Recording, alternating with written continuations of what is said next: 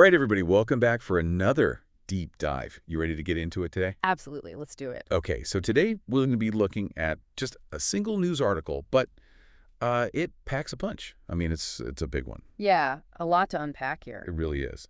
So this article is all about U.S. plans for an $8 billion arms sale to Israel. Wow. And it's basically all we get, right? Just a dollar figure and the fact that it came from an unnamed U.S. official talking to Reuters. Right.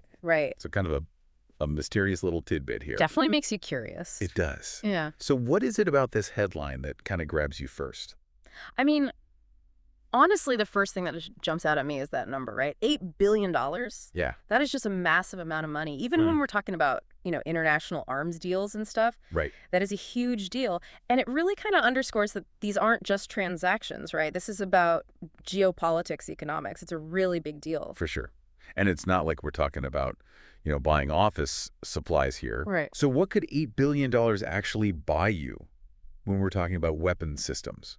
Well, that's what's really interesting, right? Because Yeah. the article itself is pretty vague. We don't get a list of specific weapons. We just get this dollar amount. Right.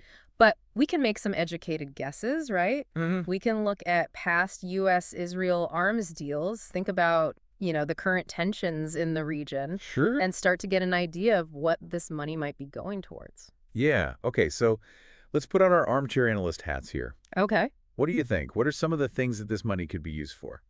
Yeah. Well, fighter jets are almost definitely going to be on the table. Okay. Israel's Air Force relies heavily on American-made jets like the F-15s and F-16s. Right. So upgrading those to newer models or even, maybe getting some of those super advanced F-35s Oh, wow. would be a major boost to their military capabilities. Yeah, that makes sense. Because air superiority is a key factor in any kind of conflict in that region. Absolutely. But it's not just about, offensive capabilities, right? Right. We got to think about missile defense, too, Exactly. especially with the constant threat of rocket attacks coming from groups like Hezbollah and Hamas. Yeah, absolutely.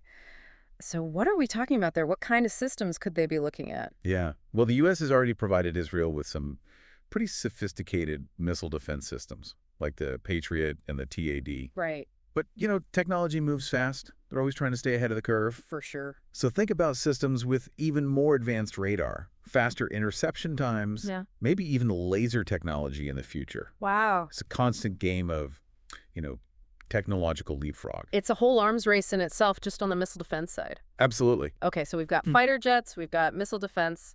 What else could they be looking at? Well, another area where both the U.S. and Israel are investing heavily is cyber warfare technology. Oh, interesting. Okay. And this isn't about, tanks and bombs. This is about disrupting enemy networks, defending critical infrastructure, maybe even launching your own cyber attacks. Okay. It's a whole different dimension of warfare. Yeah, it sounds like something out of a movie. It kind of is. So let's talk a little bit about this leak.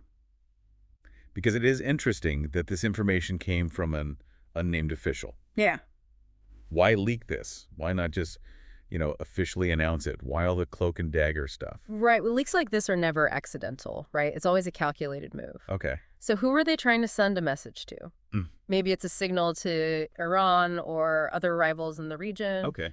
Kind of a don't even think about it kind of message. Or maybe they're trying to gauge public reaction. Interesting. See how people feel about it before they make a formal announcement. Okay. So there are a lot of possibilities. Yeah, it's all very strategic.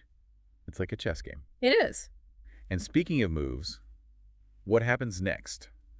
Because the article says U.S. plans, which kind of implies that this is not a done deal yet. Oh, yeah. This is far from over. Okay. A deal of this size has to go through Congress. Right. And, Congress can be a bit of a wild card. Yeah, for sure. There are going to be debates about the specific weapon systems involved, concerns about whether this will actually make the region more or less stable. Right. It's going to be a long process. And it's fascinating how just this one little news article can open up so many questions. We've got this huge potential arms deal. Yeah. The mystery surrounding the leak. A whole congressional approval process ahead. Exactly. And it reminds us that something like an arms sale, which might seem pretty straightforward at first glance, Right. is actually just the tip of the iceberg. I mean, this is about economics, diplomacy, global power dynamics. Yeah. It's ultimately about that very delicate balance of peace and conflict in a really volatile region. Absolutely. So much to think about. Yeah. And, just one final thought for our listeners. As we wrap up here, I've been talking about fighter jets and missile defense and all this cutting-edge technology. Right. But what about the ethical questions here? Yeah, that's important. What about the potential for these weapons to be used in ways we haven't even thought of yet? That's something to consider. So that's all for today, but we'll be back next time with another deep dive. Looking forward to it. All right, thanks for listening, everybody. See ya.